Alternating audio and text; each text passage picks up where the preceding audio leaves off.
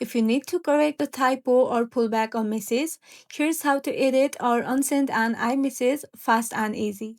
First of all, make sure you're using iOS 16 or later and it has to be an iMessage.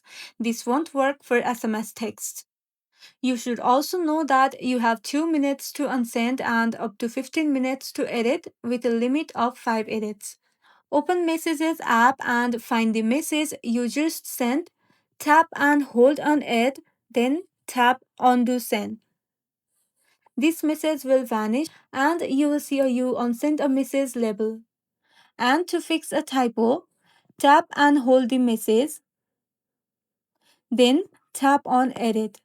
Here, make your changes and then tap the check mark to resend.